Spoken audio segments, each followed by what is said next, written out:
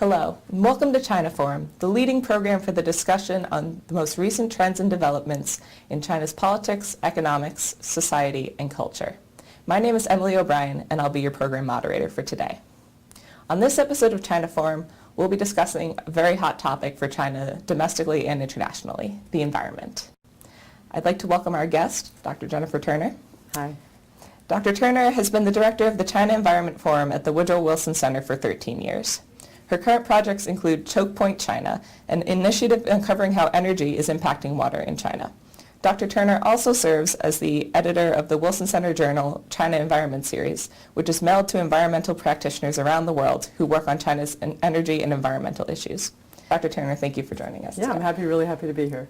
Okay, so we actually spoke with you a few years ago on the same issue. To start, could you just tell us in brief how China's environmental situation has changed since then? What's improved? What's gotten worse? I think when I was here last time, it was right at 2012 when they were having the air apocalypse, or air apocalypses, if you can pluralize it, and where the particulate matter 2.5 levels were getting to around 800 and lasting a lot longer than they had in the past, and it made international news. Well, the air pollution problem is still there.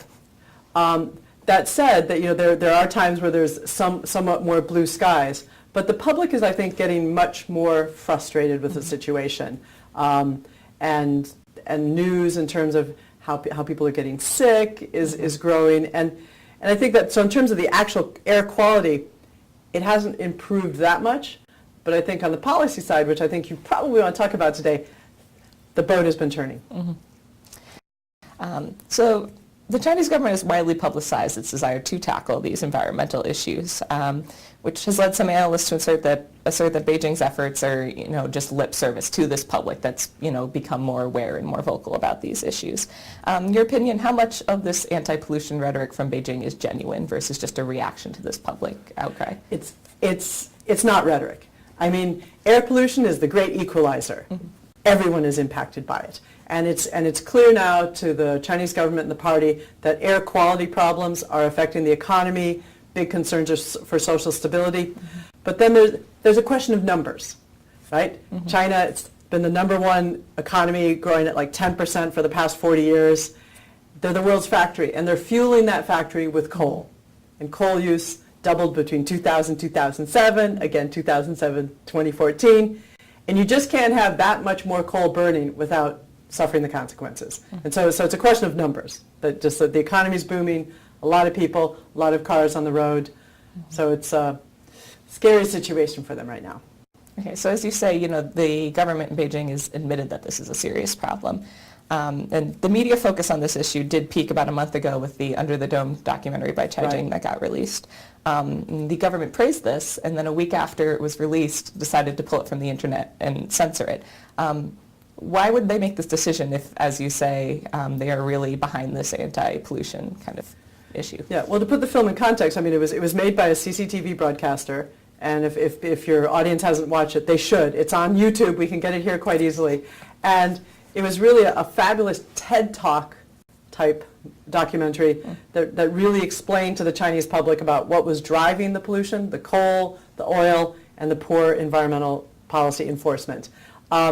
And this woman, she's a very top journalist in China, and she knows all the media people. And so it was launched, as you acknowledged, on China Daily, and all the Chinese news media put it out there. And so the government was clearly aware. There were a lot of government officials who were actually interviewed in the film.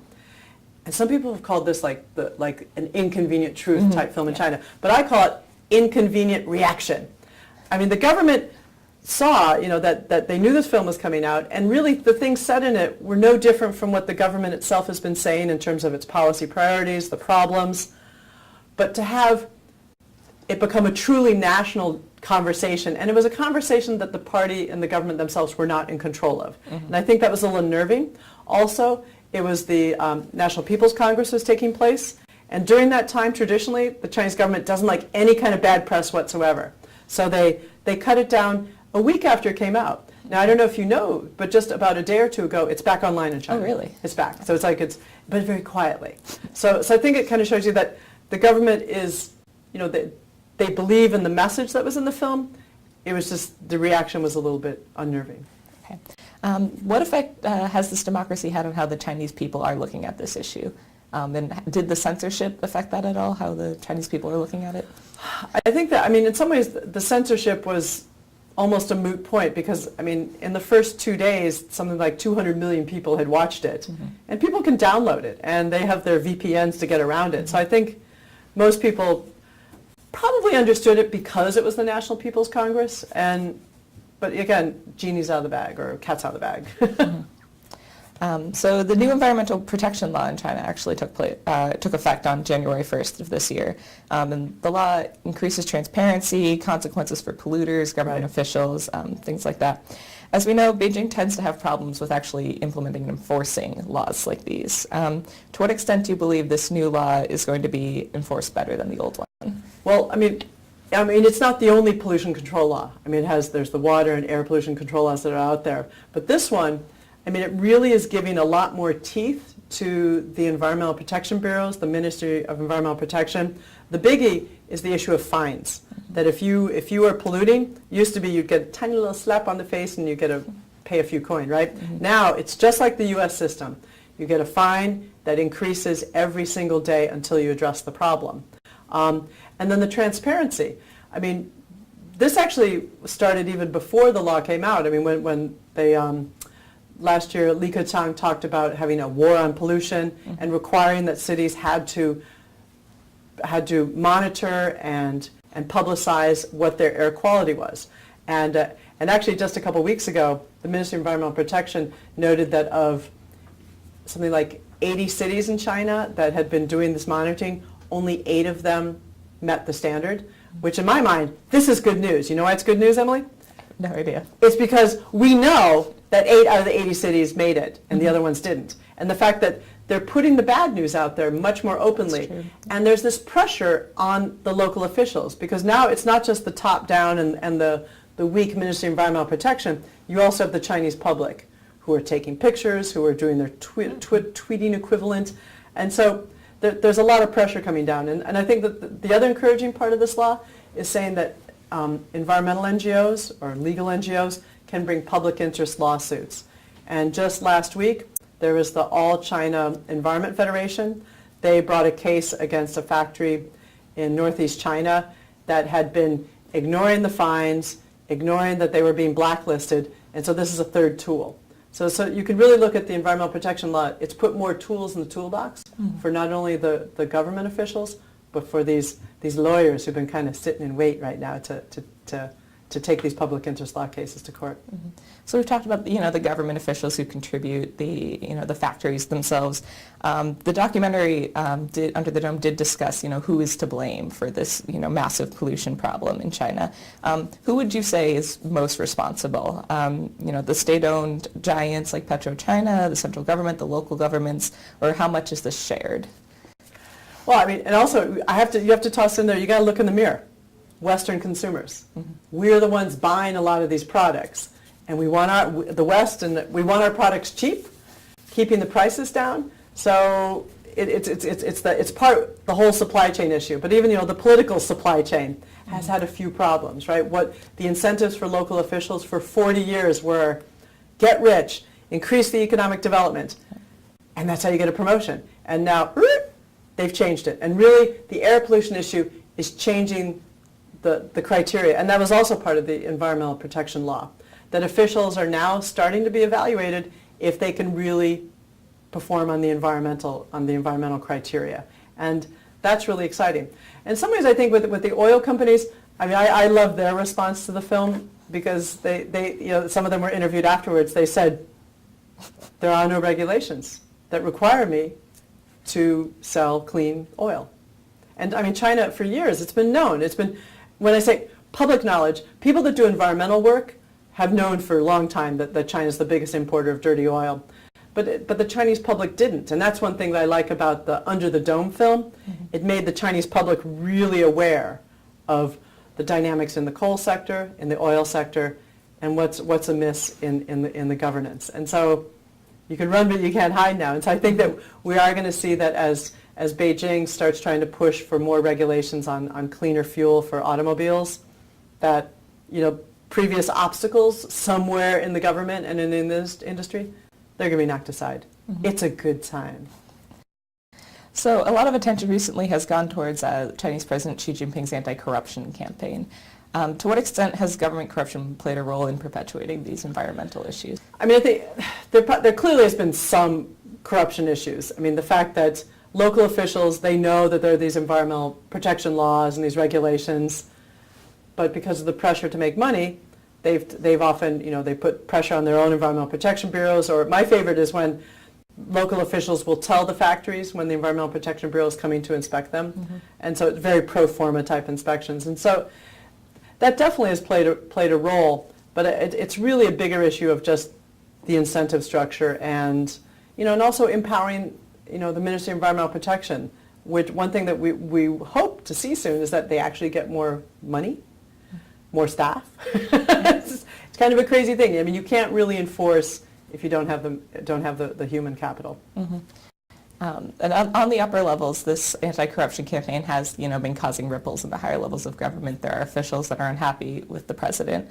Do you think, excuse me, as far as these anti-corruption goals versus his environment goals, how do you think, to what extent would Xi sacrifice his anti-corruption campaign if it meant, maybe getting more money for the anti-pollution? I think right now, I mean, because pollution has become such a hot button issue, and that the National People's Congress, you had Xi coming out and saying, we need an iron fist, and the war on pollution is going forward, and Li Keqiang, and the head of the Ministry of Environmental Protection. I mean, really, they are committing themselves to starting to show some real results.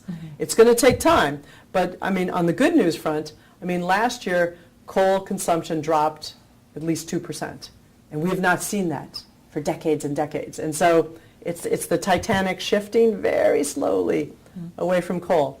But combined with that, they also have to really start continuing to improve enforcement of the pollution control laws. Like, turn on those scrubbers. So whenever a large international event takes place in China, Beijing does tend to crack down on these, turn on the scrubbers, that sort of thing. But on the flip side, this tends to have economic costs for the cities or the regions in which this heightened control is taking place. Are there ways to mitigate these costs going forward if, this anti-pollution plan is really going to be implemented strongly? Well, I think that on one hand, when there was the APEC blue skies where suddenly Beijing had blue skies again. It was very exciting for everyone. Yeah. I mean, that, I think, actually galvanizes the public even more, that they're like, wait a minute, it is possible. I mean, these were very extreme measures, but look at there's some infrastructure changes that have happened. They're taking down coal-fired power plants that are close to the cities, moving them out further west, and which has been a concern that, are we just shifting the pollution westward? And it was really encouraging when the new Ministry of Environmental Protection minister just came in. That was one of his statements at the National People's Congress. He said, we're not just going to shift the pollution out there, that there really has to be an overall reduction. And I think that the push for more energy efficiency, which they've been having, in the last 2 5-year plans, that's going to get ramped up. And I think that, we also can talk about renewables. I mean, there's going to be, more of a fire under those as well. On the subject of renewables, China is hugely reliant on coal as an energy source. To what extent are other resources like natural gas a viable alternative for China? Well, China, their energy portfolio is everything, right? They've got the coal, which is now down a little bit below 70% now. They've been ramping up and doing lots of investment into natural gas, importing from around the world, investing in shale gas development, shale oil. But renewables is really the good news story. I mean, for the past almost decade, China has been ramping up renewables. The past 4 years, they've been the top investor globally, #1 on wind power globally. And then let's talk solar panels. Now, the U.S., we have about 10 gigawatts of solar panels installed total. The last 3 years, China has installed every year somewhere like between 12 and 14 gigawatts every year. And so it's just, they're doing renewables at a scale that no other country has done. And some of that is actually in response to the fact that globally, the recession globally has meant they're not able to sell their solar panels around the world. So they're reinforcing some regulations to require, more cities to install solar PV panels. So it all helps, but really the coal is king, and it's got to be dethroned. Mm-hmm. As far as renewables go, there's been some concern in recent years that China's huge investment in this is actually flooding the market worldwide, and that this is having economic consequences for these companies.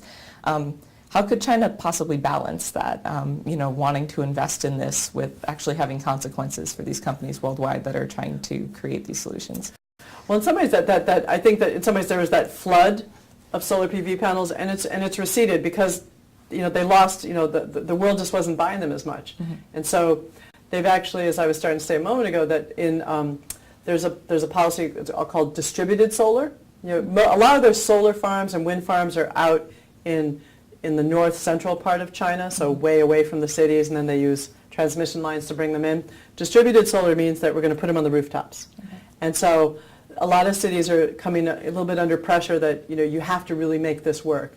The grid system, state grid, they don't like renewables because they lose money. Mm-hmm. But now the pressure is coming on them like, look, we need this. And I think that the air pollution problem in the cities is also going to help open the door for more of these kind of installations, which, again, it's not 100% solving China's problems in terms of energy, but the potential's great. Mm-hmm. As you said, China is a very big country with a very large industrial sector that possibly doesn't, get behind these renewables as much. But to what extent is renewable energy a feasible option with a country that's so heavily populated and geographically spread out? How much of China's kind of energy problem could renewables solve? Well, I think that if it has to be, it's kind of like making chili, right? You have a lot of ingredients to make it taste really good. Mm-hmm. So in China, coal will always be there. But in terms of for renewables really to work, besides getting the policies and incentives right to actually install them, energy efficiency. Those two are going to have to go hand in hand because they really just have to lower the overall electricity consumption. And the good news is that there's a lot of avenues for them to do so because industries are just not that efficient with their energy. And so it's, in some ways, it's kind of a race, right? Can the Chinese government get all these different kinds of energy policies in terms of cleaner energy, more efficient, and enforce their pollution laws fast enough to really make a difference on the pollution? But I think that they're motivated. I mean that, when you see that just last year in November 2014, when the U.S. and China signed a climate agreement, and in which both countries made a commitment to cap coal at specific amounts. Mm-hmm. And that was a big deal. Because in the past, the Chinese government never would give an exact year or an exact number.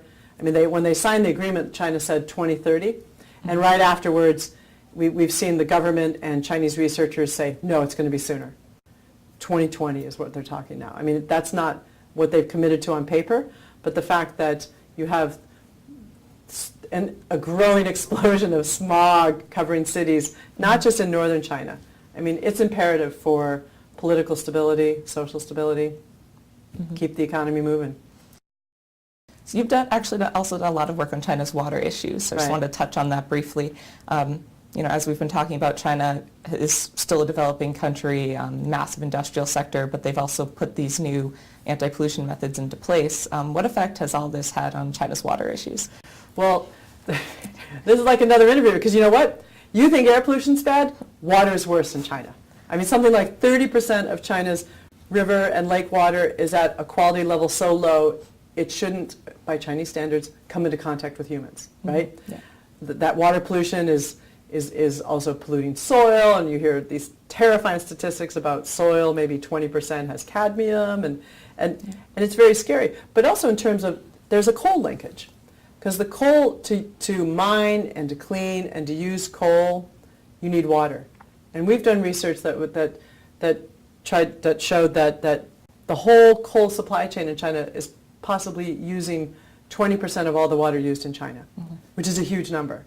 And it's only going to grow as coal use increases. I mean, while China said that they're going to cap coal, they're going to have this peak, it's still going to be a pretty high peak, even if it's 2020.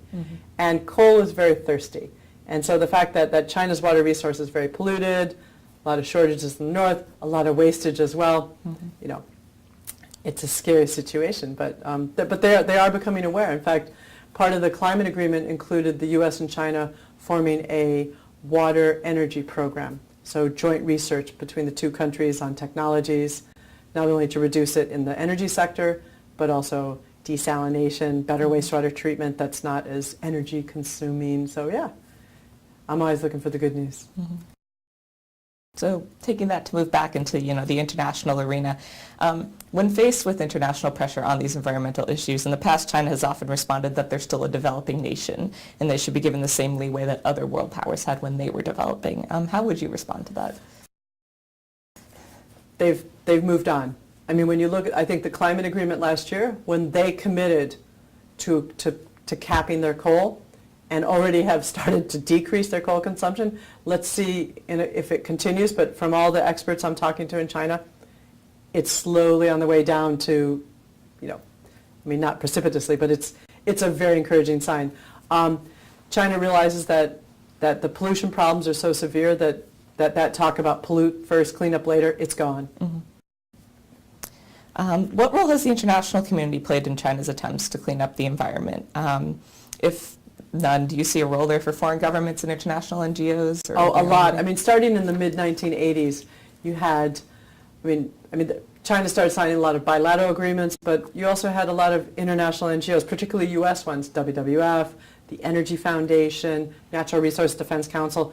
They all moved into China, and a lot of them started focusing on energy issues, working on energy efficiency, renewables, and their role in helping to build the capacity in terms of policies and research really was one of the driving forces to why we see in China that they have a really amazing collection of energy efficiency, renewable energy laws and regulations. Mm-hmm. And so it's quite encouraging. So there's been a lot of very steady engagement by the NGOs and the research community.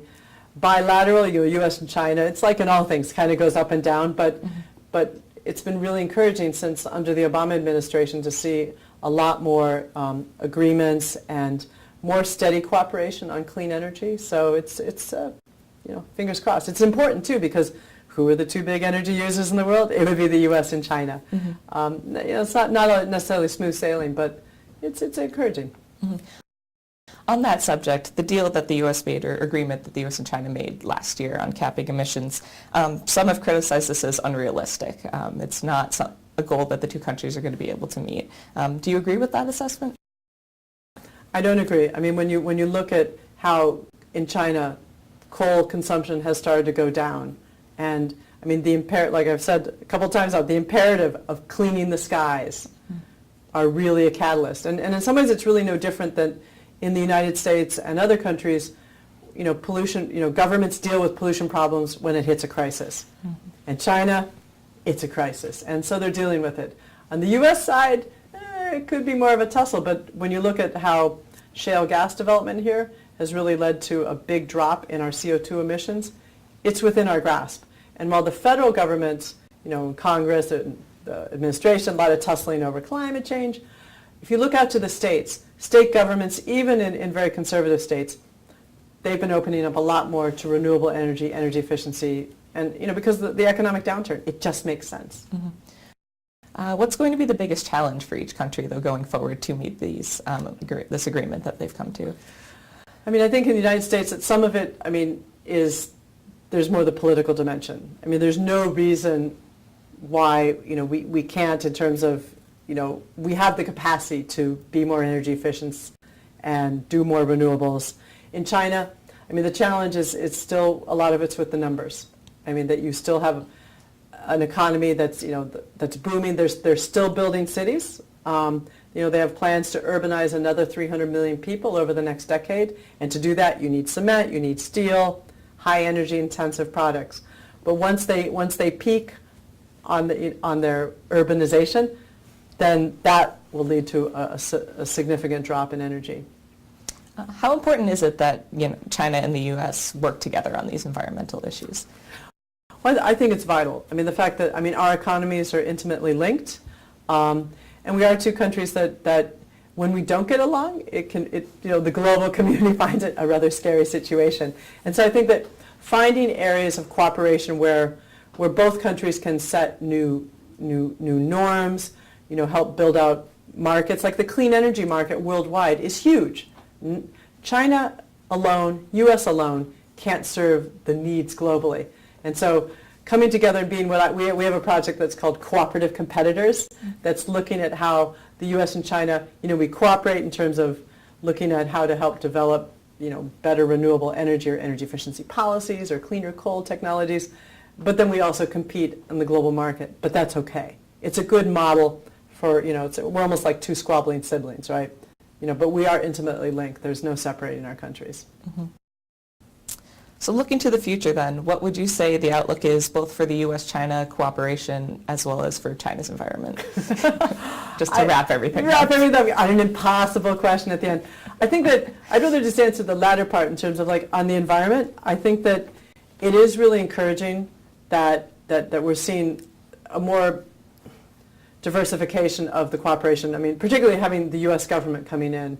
And my favorite example is the Clean Energy Research Center model that started in 2009 with President Obama, which they're doing it on electric vehicles, clean buildings, and cleaner coal.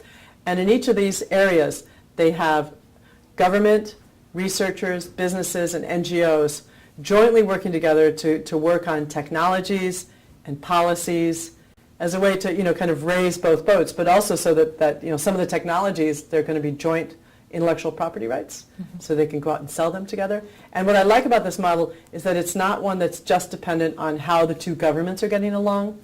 So it's just a new way of cooperating that's kind of like a little bit more stable. And so it's really encouraging to see. And there was also one just created that's going to start up on the water energy issue as well. So I know, maybe I'm overly optimistic, you may say. I mean, the other issues on the U.S.-China relations can be quite rocky. But I think having issues like environment, maybe also food safety, if we can find ways to cooperate in areas where the playing field is a little bit more level, I think it benefits the relationship overall. Nice note to end on. I think that's all the time we have for today. I'd like to thank Jennifer for joining us and enlightening us on this huge issue, just in 30 minutes. I'm Emily O'Brien, and we'll see you next time on China Forum.